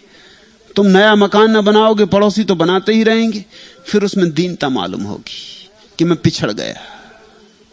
तो दौड़े जाओ, जब सभी दौड़ रहे हैं तो दौड़े जाओ, जो सब कर रहे हैं वही किए चले जाओ। आदमी नकल की तरह जीता है, आदमी अनुकरण करता रहता है।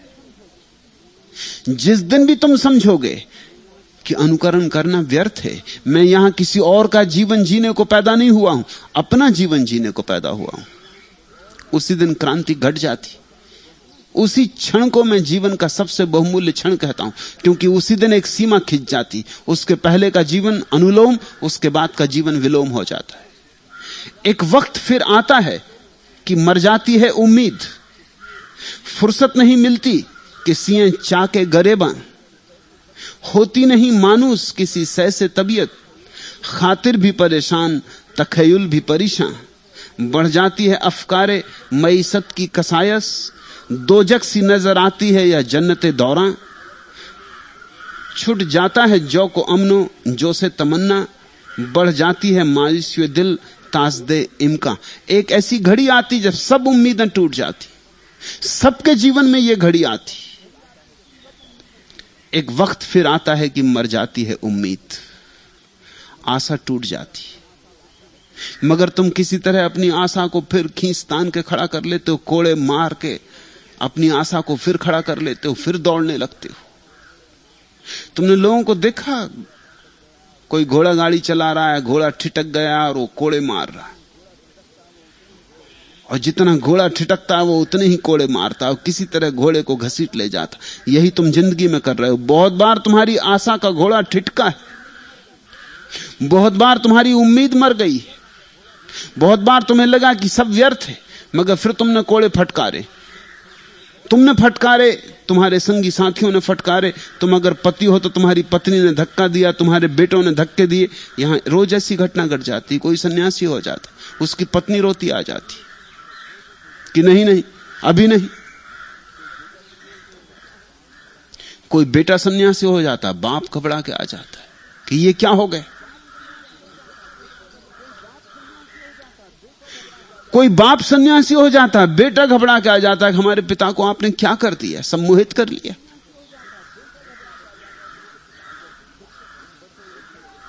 अगर खुद तुम बचो तो तुम्हारे संगी साथी, परिवार, परिजन वो कोड़े मारते, वो आर चुभाते, वो कहते हैं चलते रहो चलते रहो, अभी सारी दुनिया चल रही, तुम क्यों रुक गए। वो कहते हैं चलते रहो जब तक कि मौत ही तुम्हें ना गिरा दे, मगर तब मिट्टी पड़ी रह जाएगी तुम्हारे मुंह में, कब्र में दबे रह जाओगे और जीवन अकारत गया, पानी पर लकीरें खींचते गया। एक वक्त फिर आता है कि मर जाती है उम्मीद, फुर्सत नहीं मिलती कि सिएं चाके गरीबा। ऐसा वक्त आ जाता है, सबकी जिंदगी में आ जाता है, जब होश जगता है।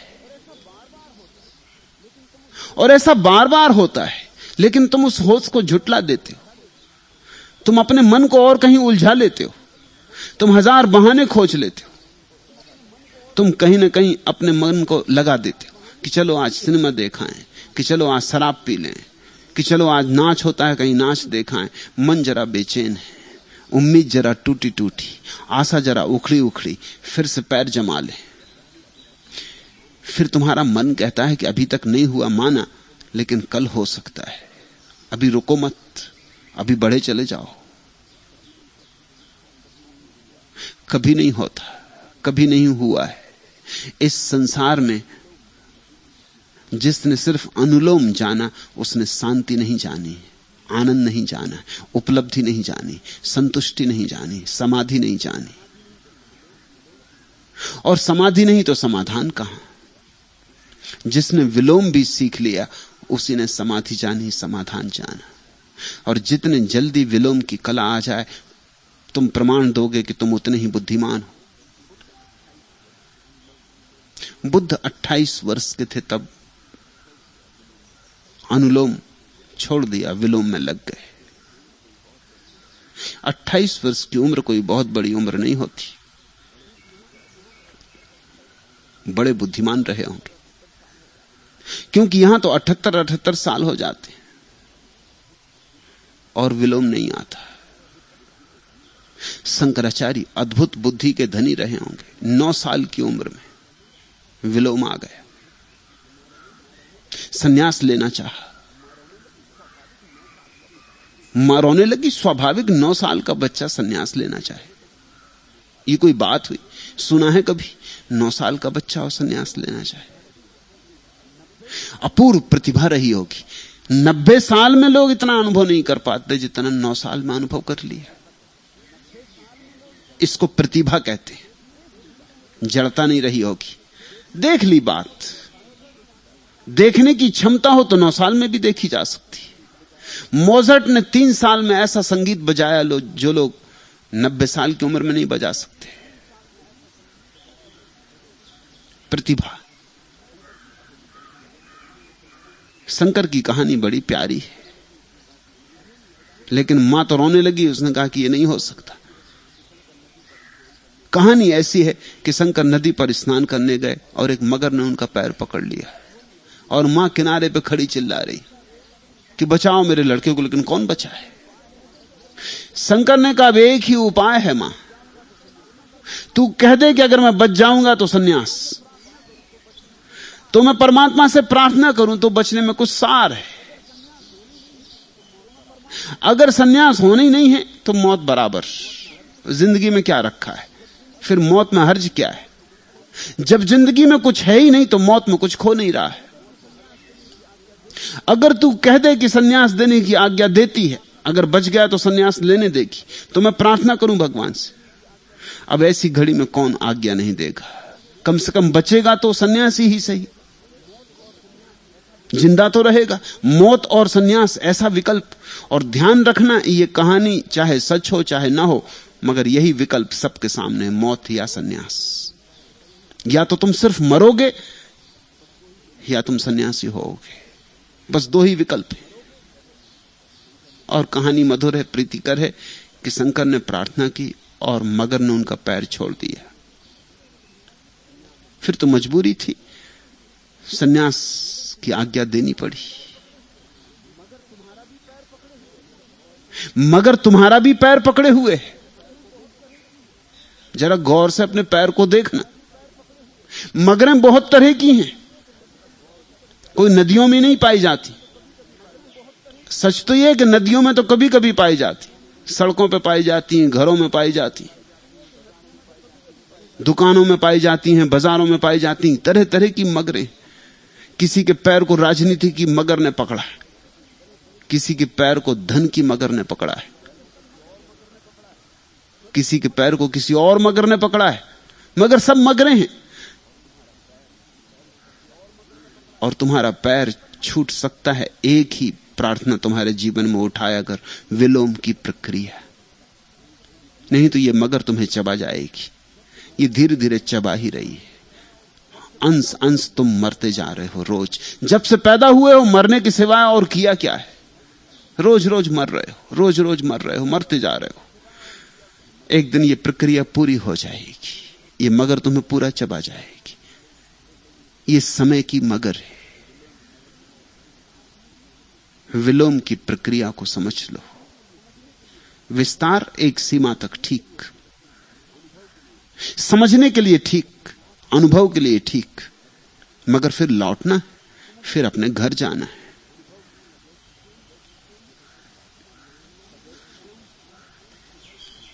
तदैक्यम नाना त्वैकत्वम उपाधि योग हानात आदित्यवत।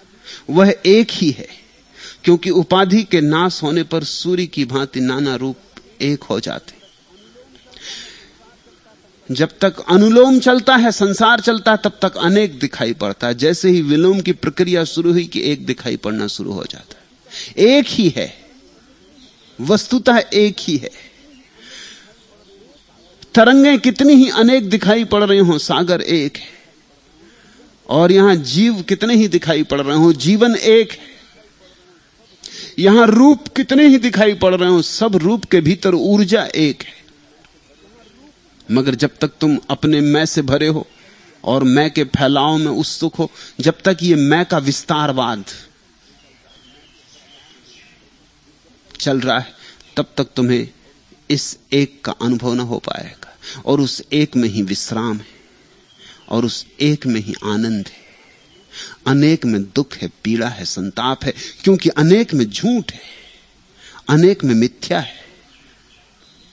तुम अपने भवन को रेत पर खड़ा कर रहे हो, ये गिरेगा। अनेक की रेत पर खड़ा कर रहे हो। जिस तरह तुमने सोचा है, जब भी तुमने सोचा है मैं अलग हूं, और संसार में अलग सोचना ही पड़ेगा। यहां प्रतिस्पर्धा नहीं हो सकेगी। नहीं तो मैं अलग हूं, पृथक हूं, मुझे सिद्ध करना है, मुझे लड़ना है, सब यहां बाकी मेरे दुश्मन हैं और प्रतियोगी। संसार का अर्थ क्या होता है? मैं भर मेरे लिए हूं और सब मेरे दुश्मन।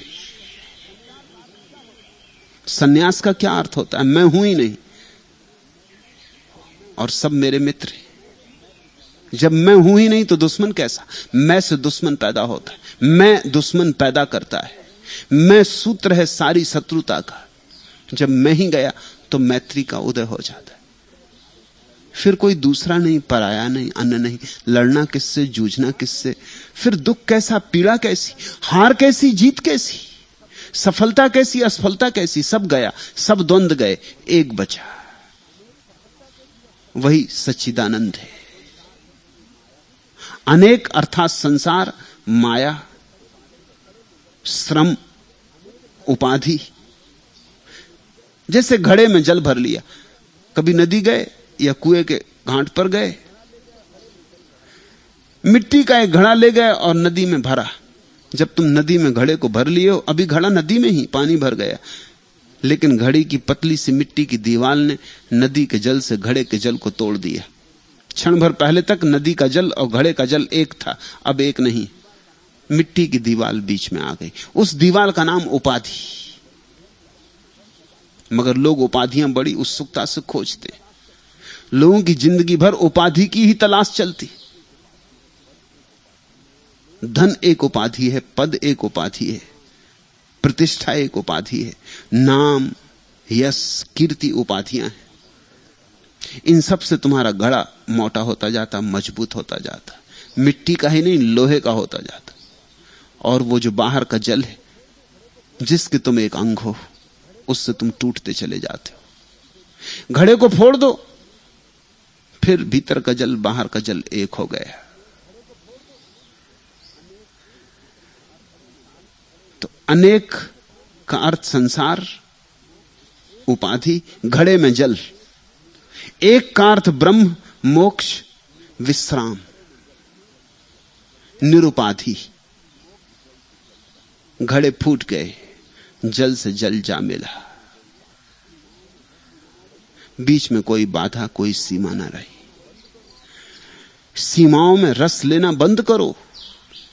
हम बड़ी सीमाओं में रस लेते हैं। हिंदू अलग, मुसलमान अलग सीमा बना ली। फिर हिंदू को भी चैन नहीं है इतने से। फिर ब्राह्मण अलग, क्षत्रिय अलग, वैश्य अलग, शूद्र अलग, और सीमाएं बना ली। उतने से भी हल नहीं होता। फिर ब्राह्मण में भी कानकुब्ज ब्राह्मण अलग, और चितपावन, और न मालूम क्या क्या, उसमें भी सीमा बना ली। सीमा पर सीमाएं बनाते चले जाते, उपाधि पर उपाधियां खड़ी करते चले जाते हो। फिर अगर अकेले रह जाते हो और सारे अस्तित्व से टूट जाते हो और उखड़े उखड़े अनुभव करते हो और जड़ें नहीं मिलती और अर्थ खो जाता है और जीवन में कोई संगीत नहीं झरता, तो कुछ आश्चर्य, ये तुम्हारे ही श्रम का फल है। सीमाएं तोड़ो। जो अपने को कहता है मैं ब्राह्मण हूं, वह तो ब्राह्मण हो ही नहीं सकता। ब्राह्मण का अर्थ ही होता है जिसने ब्रह्म को जाना, असीम को जाना, जिसने सारी सीमा छोड़ी। जो कहता मैं हिंदू हूं, उसे धर्म का कुछ पता ही नहीं, क्योंकि वो मुसलमान से, ईसाई से, जैन से, बौद्ध से अपने को अलग कर रहा है। धार्मिक व्यक्ति का ना कोई देश होता, ना कोई जाति होती, ना कोई धर्म होता। धार्मिक व्यक्ति की सीमा ही नहीं होती। धार्मिक व्यक्ति ने घड़ा तोड़ दिया, भीतर का जल बाहर से मिल गया, घटाकाश आकाश से मिल गया। उस एक में विश्राम है, उस निरुपाधिक की तलाश संन्यास है, वही विलोम की प्रक्रिया है। वहीं से हम आए हैं, वहीं हमें वापस लौट जाना है। मूल स्रोत में वापस लौट जाना ही लक्ष्य है। लक्ष्य स्रोत से भिन्न नहीं है। मिट्टी का तुमने एक घड़ा बना लिया, फिर जब घड़ा टूटेगा तो क्या होगा? वापस मिट्टी में गिर जाएगा और मिल जाएगा। हर चीज अपने स्रोत में वापस लौट जाती। हम भी अपने स्रोत में वापस लौटने लगे तो बस जीवन में धुन आनी शुरू हो जाती। मोहब्बत के तराने गा रही हूं, फजा में आग सी भड़का रही हूं, यह हादसाते जिंदगानी किसी तूफान में बहती जा रही हूं। किसी की याद में नगमे लुटाकर दिले कोनो मका धड़का रही हूं। खिरद मुझे जितना समझा रही है, मैं उतनी और खोई जा रही हूं। मसाइब घूरते हैं हर तरफ से, मगर मैं कह कहे बरसा रही हूं। न मंजिल है न कोई राह मंजिल, मगर मैं एक धुन में जा रही हूं। एक बार तुम्हें यह ख्याल में आ जाए कि मूल स्रोत ही अंतिम लक्ष्य है, प्रथम ही अंतिम है, बस उसी दिन से जीवन में एक धुन आ जाएगी। फिर जीवन में एक संगीत सुना जाएगा। भक्तों में वही मस्ती दिखाई पड़ती। अगर भक्त में मस्ती ना हो तो भक्ति नहीं।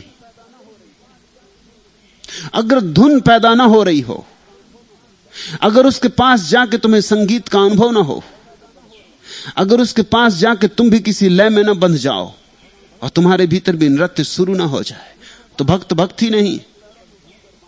जिसके पास जाके तुम्हें भी पैरों में घूंघर बांध लेने की आकांक्षा जगने लगे, जिसके पास बैठ के तुम्हारे भीतर भी छिपा हुआ गीत प्रकट होने के लिए आतुर हो उठे, जिसके पास बैठ के जिसकी हवा में तुम्हारे फूल भी जो कभी नहीं खिले थे खिलने लगे, तुम्हारी कलियां भी फूल बनने के लिए अभिप्सु हो जाएं, वही भक्त है।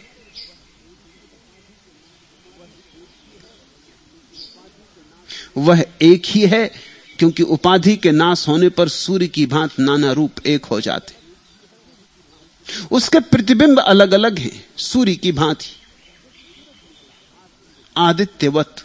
जैसे सूरज निकला, आज सूरज निकला, कितनी पृथ्वी पर नदियां हैं, सब में उसकी झलक बनेगी, और कितने तालाब हैं, सब में उसकी झलक बनेगी, और कितने सागर हैं, सब में उसकी झलक बनेगी, और छोटे छोटे डबरे जो रास्तों के किनारे भर गए होंगे वर्षा के जल से, उनमें उसकी झलक बनेगी, और मटकों में, मटकियों में, सब में उसकी झलक बनेगी। और सूरज एक है और झलकें बहुत बनेंगी। ऐसे ही सत्य एक है, परमात्मा एक है, झलकें भर भिन्न है। झलकों में सत्य कहां? झलकों से इशारा ले लो असली का और असली की तरफ चल पड़ो। मैंने सुना है कि एक कुत्ता एक राजमहल में प्रवेश कर गया, भूल चूक से रात वहीं बंद रह गया, सुबह मरा हुआ पाया गया। क्योंकि राजमहल के जिस कमरे में वो बंद रह गया था वो दर्पणों से बना था, उस कमरे में दर्पण ही दर्पण लगे थे, सारी दीवारें दर्पणों से ढकी थी। जब उस कुत्ते ने आंख खोली और चारों तरफ देखा तो वो घबरा गया। इतने कुत्ते उसने अपने जीवन में कभी देखे नहीं थे। स्वभाव था, घबराहट में भौंका। कुत्ता था और करता भी क्या, सारे कुत्ते भौंके। फिर तो उसने होश खो दिया। फिर तो इस कुत्ते की तरफ झपके कि सारे कुत्ते उसकी तरफ झपके। रात भर भौंकता रहा और दर्पणों से लड़ता रहा। सुबह लहूलुहान, दर्पणों पर भी उसके खून के चिन्ह थे और उसकी लाश पड़ी थी कमरे में। तुम किससे लड़ रहे हो? कौन यहां दुश्मन है? तुम किससे भौंक रहे हो? किसके लिए भौंक रहे हो? यहां दर्पण ही दर्पण है, एक ही बहुत रूपों में झलक रहा है, और वह एक तुम्हारे भीतर विराजमान है, तुम्हारे बाहर भी, तुम्हारे भीतर भी। जरा उपाधि से मुक्त हो जाओ और उसे देखो। और उपाधि से मुक्त होने में क्या अड़चन है? क्योंकि उपाधि सिर्फ थोपी हुई है। जैसे तुमने वस्त्र पहन रखे, फिर भी भीतर तो तुम नंगे ही हो ना। कितने ही वस्त्र पहन लो, नंगापन मिट नहीं जाता वस्त्रों से, सिर्फ अंदर छिप जाता है।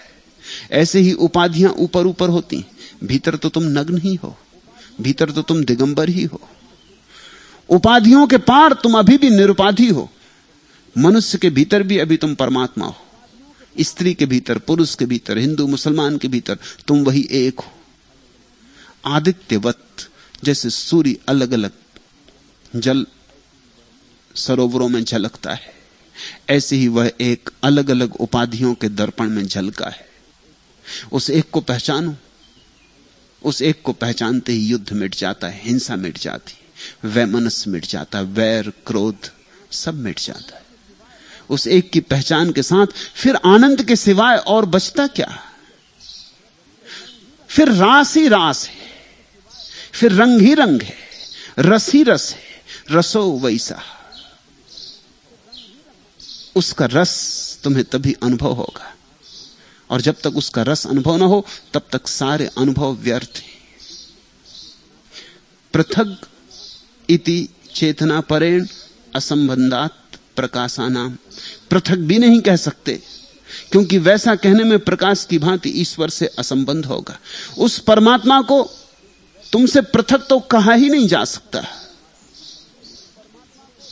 पृथक होते हमारा असंबंध हो जाएगा। फिर तो जुड़ने का कोई उपाय न रह जाएगा। तुम अभी भी जुड़े हुए हो, इसलिए जुड़ सकते हो। सेतु टूटा नहीं, सिर्फ भूल गया है, विस्मरण हुआ है। उस परमात्मा को खोजने कहीं जाना नहीं है, सिर्फ स्मरण करना है, प्रतिभिज्ञा करनी, याद करनी। याद ही से हो जाएगा, क्योंकि हम उससे टूटे नहीं, हम उससे कभी नहीं टूटे। जैसे वृक्ष का पत्ता वृक्ष से नहीं टूटा है, अहंकार से भर गया है और वृक्ष को भूल गया है, मगर अभी भी जुड़ा है वृक्ष से, अभी भी रसधार वृक्ष से ही बह रही। तुम कैसे जी सकोगे परमात्मा के बिना? उसके बिना कहां श्वास होगी, कहां हृदय की धड़कन होगी? उसके बिना कैसा जीवन? वही जीवन है। टूटे तो तुम नहीं हो, असंबंधित नहीं हुए हो। फिर क्या हो गया है? भूल गए हो, विस्मरण हुआ है। इसलिए सारे भक्तों ने स्मरण को इतना जोर दिया है। स्मरण का अर्थ होता है याद करो, याद करो फिर कौन तुम्हारे भीतर बैठा है, याद करो फिर खोजो अपने भीतर किससे तुम जुड़े हो, कौन तुम्हें जीवन दे रहा है, कहां से तुम्हारी चेतना प्रवाहित हो रही। अगर कुआं खोज में लग जाए कि जल स्रोत कहां से आ रहे हैं, सागर तक पहुंच जाएगा। अगर तुम भी अपनी चेतना के कुएं में थोड़े उतरो तो तुम सागर को पालोगे। झरने अब भी जुड़े, वहीं से धार बह रही।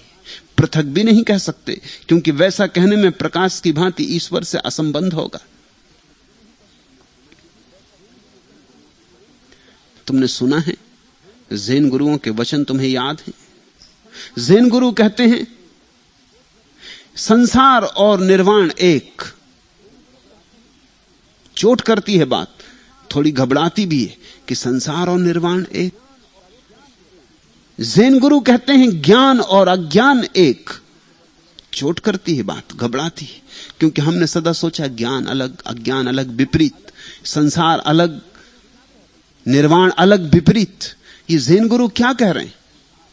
ये ठीक कह रहे हैं। ये परम स्थिति से देखी गई बात है।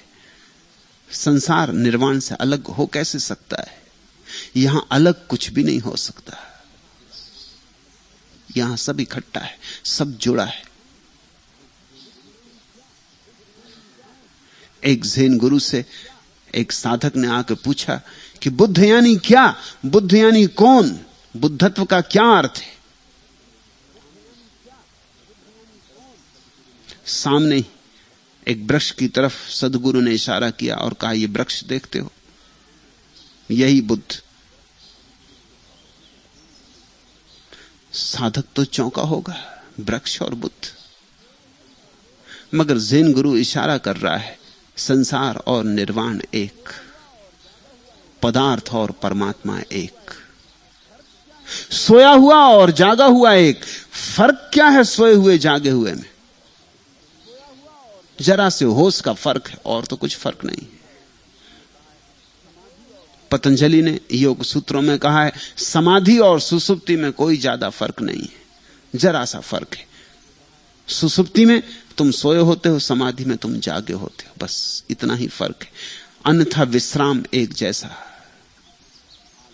विराम एक जैसा, आह्लाद एक जैसा, आनंद एक जैसा।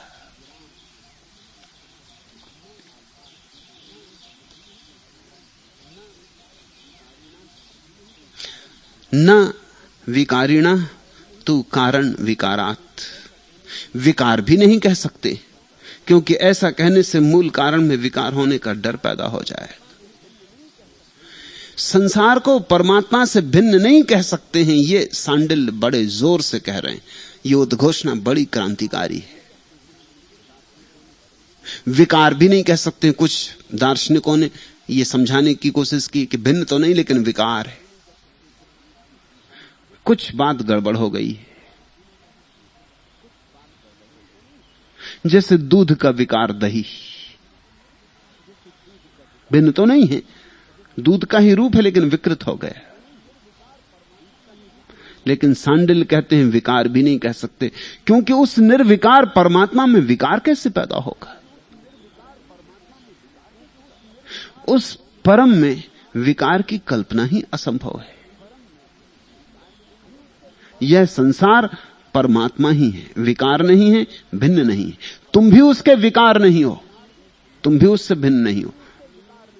फिर क्या भेद है दोनों में? इतना ही भेद है कि तुम सो गए हो और सपने देख रहे हो। यहां हम 500 लोग हैं, हम सब सो जाएं, हम सब अलग अलग सपने देखेंगे। जागकर तो हम जो देखते हैं वो एक दुनिया है। तुम भी इन्हीं वृक्षों को देख रहे हो जिनको मैं देख रहा हूं, और तुम भी इन्हीं पक्षियों को सुन रहे हो जिनको मैं सुन रहा हूं। लेकिन अगर हम सब सो जाएं तो यहां 500 जगत होंगे, एक जगत नहीं रहेगा। फिर तुम्हारे सपने के वृक्ष तुम्हारे होंगे और मेरे सपने के वृक्ष मेरे होंगे। तुम्हारे सपनों के वृक्षों को मैं न देख सकूंगा, तुम मेरे सपनों के वृक्षों को न देख सकोगे। तुम्हें मेरी याद ना रहेगी, मुझे तुम्हारी याद ना रहेगी। यहां 500 जगत पैदा हो जाएंगे अगर ये 500 लोग सो जाएं। जागे थे तो एक था, सो गए तो 500 हो गए, और सब अपने सपने देखेंगे। कोई साधु हो जाएगा, कोई चोर हो जाएगा, कोई हत्यारा हो जाएगा, कोई दुकानदार हो जाएगा, कोई कुछ हो जाएगा, कोई कुछ हो जाएगा। सबके सपने अपने अपने होंगे, अपनी मौज होगी। और फिर जब सुबह हम जागेंगे तो हम सब सपनों पे हंसेंगे। क्या हम ये कहेंगे कि तुम चोर हो गए थे सपने में, मैं साधु हो गया था, तो हम और तुम भिन्न हो गए थे? कि तुम सच में ही चोर हो गए थे, मैं सच में ही साधु हो गया था? न तो कोई साधु हुआ था, न कोई चोर हुआ था। कल्पनाएं जगी थी, कल्पनाओं का खेल हुआ था, सपने पैदा हुए थे, सबने अपना अपना नाटक रचा था। रचने वाले भी तुम ही थे, नाटक में अभिनय करने वाले भी तुम ही थे, निर्देशक भी तुम ही थे, और दर्शक भी तुम ही थे। बिल्कुल नाटक पूरा का पूरा तुम्हारा था, सभी तुम ही थे। मंच पर भी तुम ही, और बैठे हुए दर्शक भी तुम ही, देखने वाले भी तुम ही, और दृश्य भी तुम ही। कहानी भी तुमने लिखी थी, गीत भी तुमने बनाए थे, संगीत भी तुमने डाला था, सब तुम्हारा ही था। सपने में तुम बड़े सृष्टा हो गए थे, बड़ी कल्पना को विस्तार मिल गया था।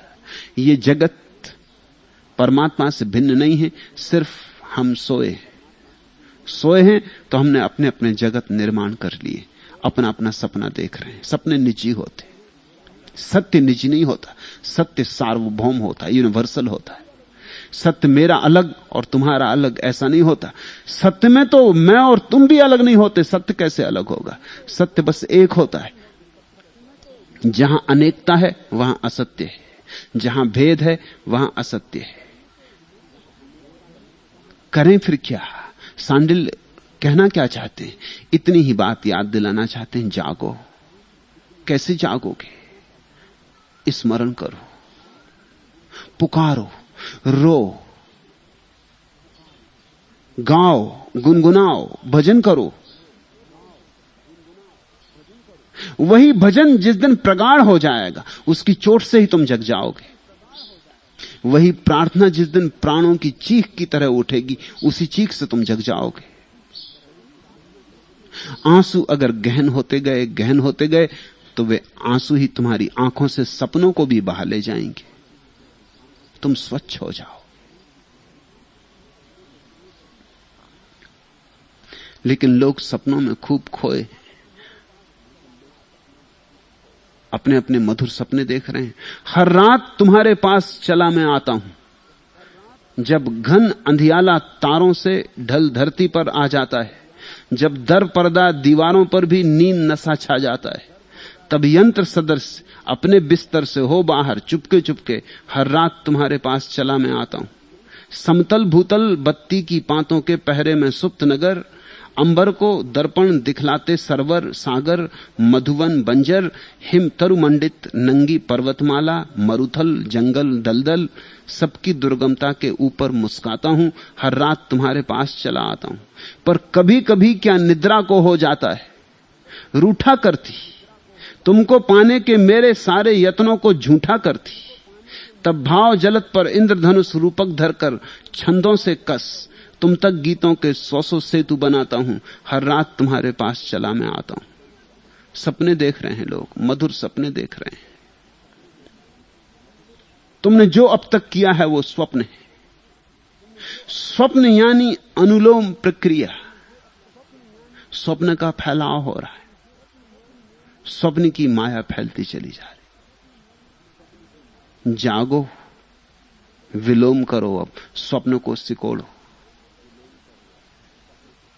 सांझ हो गई, बाजार उठाने का वक्त हो गया। खूब पसारा किया था दुकान का, अब समेटो, द्वार दरवाजे बंद करो। सांझ हो गई। और ध्यान रखना, सुबह का भूला सांझ भी घर आ जाए तो भूला नहीं कहा था। आज इतना है।